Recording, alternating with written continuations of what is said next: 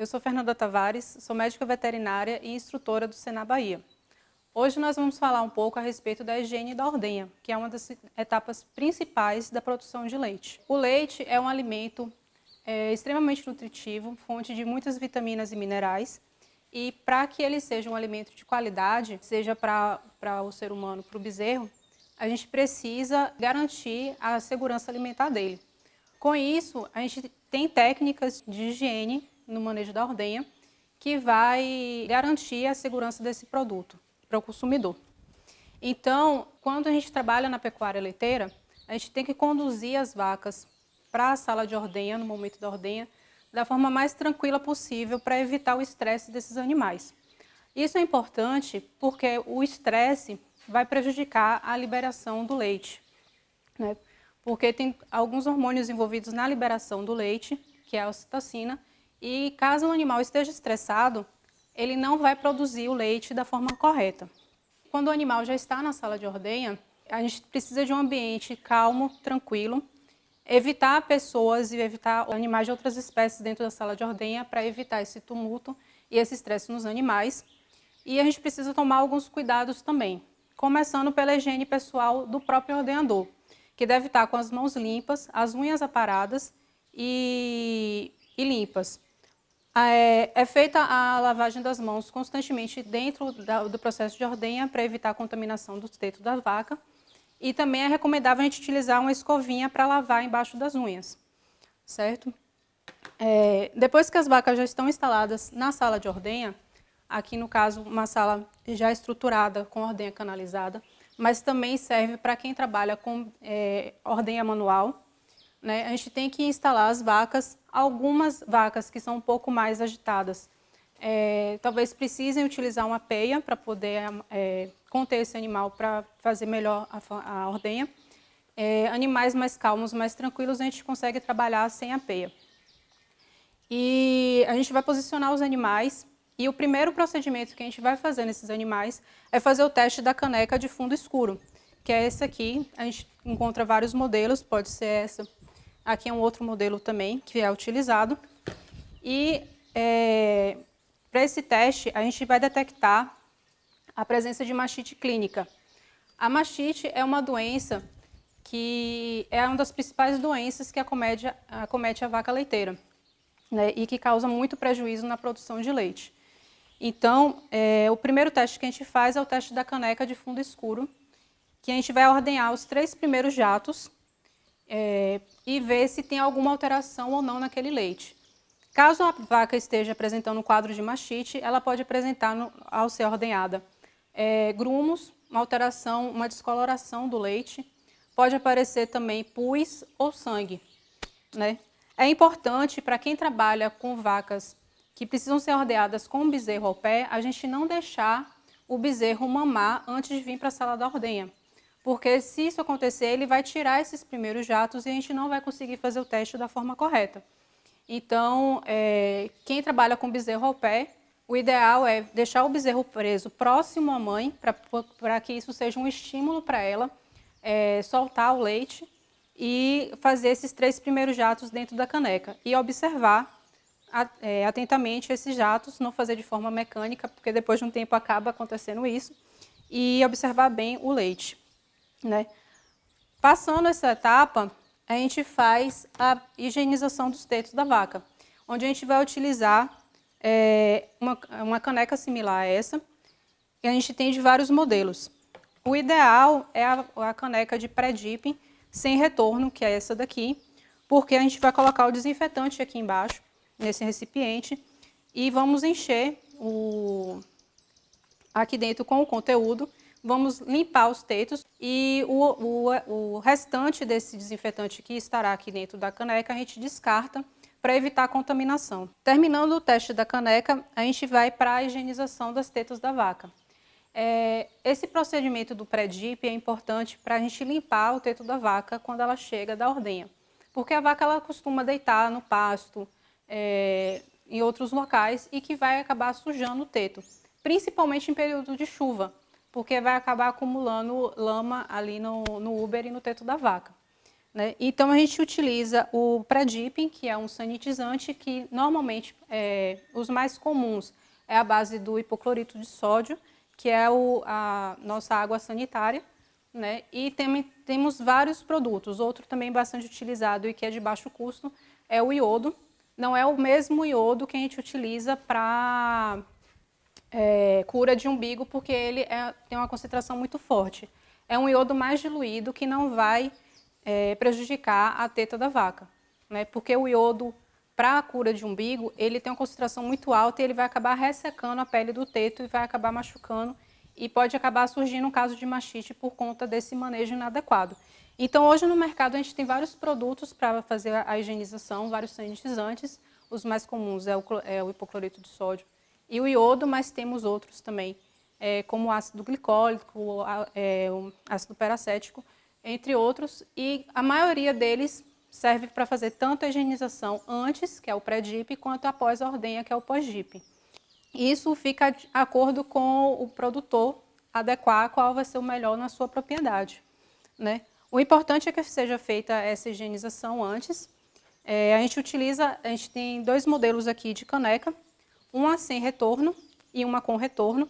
A com retorno não é aconselhável porque, como o próprio nome diz, o desinfetante que vai estar aqui, que vai entrar em contato com a pele do animal, ele vai acabar sujando por conta da própria sujeira que está no teto e vai retornar contaminando o produto que está limpo na parte de baixo.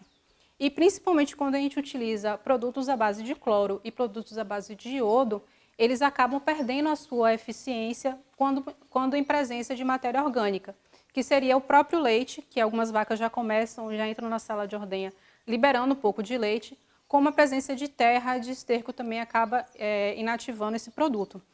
Então, o ideal é que a gente utilize esse copo de pré-dipping sem retorno, porque o excesso que a gente vai utilizar aqui, a gente joga fora e não contamina o restante do produto, certo? Esse pré-dipping é importante porque ele vai prevenir casos de mastite contagiosa. A mastite é uma doença que ela acomete o rebanho leiteiro e ela tem algumas formas de se manifestar. A gente tem a mastite clínica, que é a que tem presença de alteração tanto no leite quanto na glândula mamária, né, às vezes com inchaço, endurecimento do úbere e também febre em alguns animais. Algumas bactérias são bastante agressivas e pode inclusive levar o animal à morte. E temos a mastite subclínica, que ela não apresenta alteração no leite, porém ela normalmente está presente nos rebanhos e causa prejuízo porque ocorre uma perda da produção de leite que o produtor acaba não identificando. Então o produtor está perdendo leite, mas não está identificando. O pré-dip é importante para combater a mastite ambiental, que é ocasionada por bactérias que estão no ambiente, né, presentes na terra, nas fezes dos animais e que pode contaminar o teto. Então, chegando na sala de ordenha, a gente tem que fazer o pré-dipping. Caso o animal esteja com o úbere, com os tetos muito sujos, né, principalmente no período de chuva, questão de lama, a gente pode lavar somente o teto, a teta da vaca. Não pode lavar o úbere, porque senão vai ter um resíduo de água suja que pode entrar no leite e contaminar o leite. Então, o ideal é a gente fazer a limpeza somente da teta da vaca. Após a gente fazer o pré-dipping, a gente precisa secar o teto da vaca. Então, a gente utiliza o papel toalha descartável para secar o teto da vaca.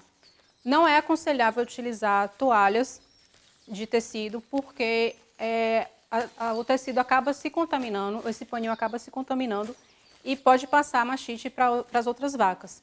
Então, o ideal é que a gente utilize uma folha de papel. A gente vai, o teto estando assim, a gente seca de cima para baixo, pegando todo o teto e lembrando de secar inclusive a ponta, para não ficar resíduo de produto na ponta do teto e acabar contaminando o leite. Então, isso é importante que a gente faça e depois descarta esse papel. Uma vez por mês, a gente pode adotar na propriedade e fazer o CMT, que é o teste da California Mastite Tests. Esse teste ele vai identificar se tem presença de mastite subclínica no rebanho. que é aquela mastite que a gente não consegue visualizar alteração no leite. Então, cada quadrante desse corresponde a um teto. A gente vai fazer uma coleta de de 2 ml de leite e vamos retirar o excesso até que chegue nessa primeira ranhura daqui de baixo. E a gente vai completar com esse reagente, né, que é específico para esses testes, que ele vai detectar se tem ou não células somáticas naquele leite. A célula somática é uma célula de defesa do próprio organismo que vai estar presente no úbere da vaca nos momentos em que estiver demonstrando um quadro de mastite, por conta de uma contaminação bacteriana. Então, essas células elas vão migrar para o úbere da vaca para poder combater essa bactéria que está presente lá. Então, depois de colocado o leite e colocado o reagente, nós vamos fazer movimentos circulares para que ocorra a mistura desse reagente no leite. A coloração que vai aparecer aqui vai ser a coloração do reagente, então é normal ele estar meio arroxeado, isso não vai interferir. O que a gente tem que observar é a viscosidade do leite. O leite ele tem que estar líquido, na mesma forma líquida da forma que a gente ordenha. Se o leite começar a aparecer uma forma mais viscosa, né, indica que tem presença de uma contagem de células somáticas maior. E com isso a gente identifica uma mastite subclínica no rebanho. E isso indica a gente precisa melhorar a higiene no momento da ordenha para a gente conseguir controlar esses casos de mastite subclínica. Terminando esse procedimento, a gente pode fazer a ordenha, seja ela manual ou mecânica. Na mecânica, a gente vai colocar as teteiras, visualizar, né, ficar sempre de olho ali no copo coletor para poder ver se acompanhar o ritmo da saída do leite. Porque quando o leite já está terminando, a gente não pode deixar a máquina trabalhando sozinha, porque senão acontece o processo de sobreordenha, que ela vai ficar funcionando, porém o leite não vai estar saindo. E isso acaba prejudicando as tetas dos animais e propiciando novos casos de mastite. Terminada a ordenha, seja ela manual ou mecânica, a gente faz o pós-dip, que pode ser inclusive com o mesmo produto que a gente utilizou para fazer o pré-dip, que é uma limpeza dos tetos e a gente vai só colocar o produto, novamente utilizando a caneca do pré-dip, né? E vamos imergir a teta e liberar o animal com o produto. A gente não precisa secar, né? Porque ele vai servir como uma barreira de proteção para que não ocorra uma contaminação. Esse pós-dip é importante para prevenir a mastite chamada mastite contagiosa, que é aquela mastite que pode ser passada de um animal para outro, inclusive pela mão do próprio ordenador. Por isso a importância do ordenador fazer a higienização das mãos, né? E, se possível, utilizar inclusive uma luva para evitar esse tipo de disseminação de bactérias. Uma coisa importante para quem trabalha com bezerro ao pé e que o bezerro vai fazer o repasse do leite após a ordenha, é esperar esse momento do pós-dip, né? Então, assim, você solta a vaca junto com o bezerro e depois que você fizer a apartação do bezerro, você faz o pós-dip para que o bezerro não tire esse produto. Inclusive, é ruim para que se ele ingerir esse produto químico, né? Então, o ideal é quem trabalha com bezerro ao pé, esperar o bezerro fazer o repasse, fazer a mamada depois da ordenha, para depois colocar o produto. A gente pode também medir, aferir se o pré-dip e o pós-dip está sendo feito da forma correta. Após a gente colocar o produto, a gente pegar um papel toalha e passar ao redor da teta da vaca para ver a impressão daquele produto no papel, para ver se a teta está sendo totalmente coberta por aquele produto. Às vezes a gente faz muito rápido porque está com pressa e acaba não imergindo a teta inteira. E o importante é que a teta toda apresente o produto. Então a gente tem que imergir o teto inteiro do animal e não só a ponta, como muitas vezes acaba acontecendo. E o ideal seja que seja feito realmente com algum utensílio desse formato. Algumas propriedades costumam utilizar aqueles sprays que também não têm uma eficácia muito boa porque ele não consegue cobrir totalmente o peito da vaca, né? O teto da vaca, na verdade. Uma característica importante do pós-dip é que a importância dele ficar também no teto após a ordenha é porque o canal do teto ele ainda fica aberto por um tempo. né, o esfíncter do teto da vaca ele ainda fica aberto por um tempo. Então, o pós-DIP ele acaba penetrando por esse canal, né, ajudando a eliminar as bactérias que estão ali. Então, uma característica interessante do pós-DIP é que após a gente colocar o pós-DIP no teto da vaca, ele forme aquela gota, né, e não fique pingando. Ele tem que deixar aquela gotinha ali fixa para poder formar como se fosse um tipo de tampão para evitar que novas bactérias entrem no teto da vaca. E não secar mais, né? É fazer o pós-DIP e soltar. É interessante também a gente fornecer algum tipo de alimento para os animais na saída da ordenha, porque aí força com que a vaca ela fique em pé por mais tempo. Porque se a gente fornece o alimento antes, ela vai comer e assim que sair da ordenha ela vai deitar. E isso a gente não quer, porque se a vaca deitar logo após a ordenha, ela vai se contaminar naquele ambiente, seja na terra, seja no esterco. Então, a gente precisa manter um ambiente, a vaca em pé por pelo menos uns 30 minutos após a ordenha, para que esse esfíncter ele volte a fechar e evite a contaminação. E o pós-DIP também vai ajudar nesse processo. Para quem trabalha com ordenha manual ou com ordenha de balde ou pé, que vai utilizar os latões ou os baldes, a higienização desses baldes também é fundamental. E a gente vai utilizar os mesmos produtos que a gente utiliza para a ordenha mecânica, né, que é o detergente alcalino clorado e o detergente ácido.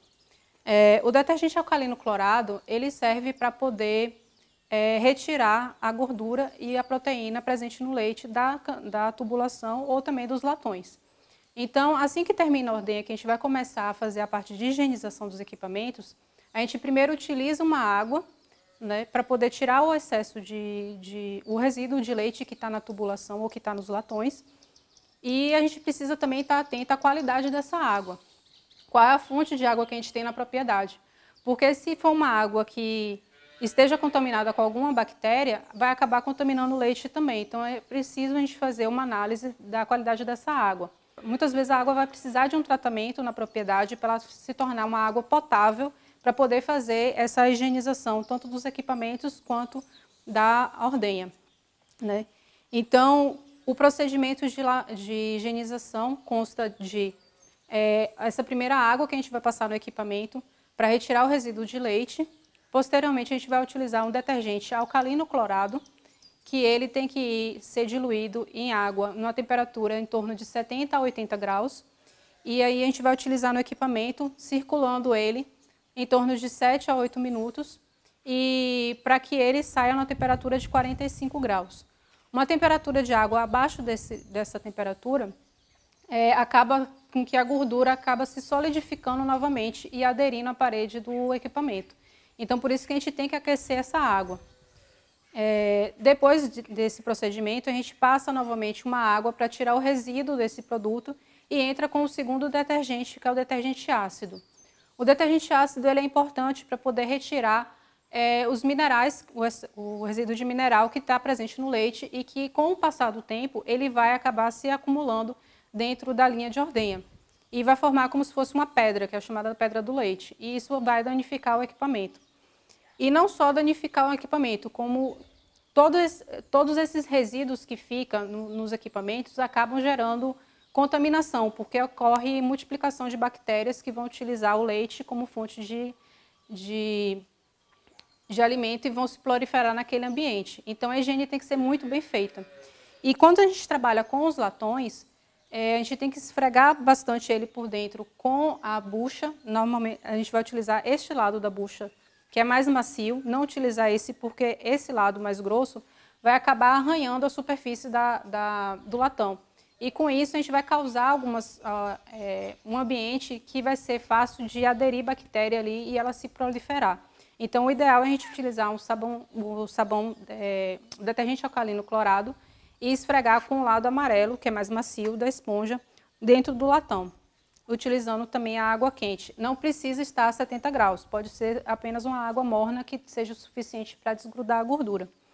Quando a gente utiliza equipamento de balde ou pé, por exemplo, a gente precisa tomar cuidado ao manusear e evitar que seja feito alguns reparos. Por exemplo, nesta daqui, que foi feita uma soldagem aqui e criou um ambiente que é fácil de se acumular bactérias.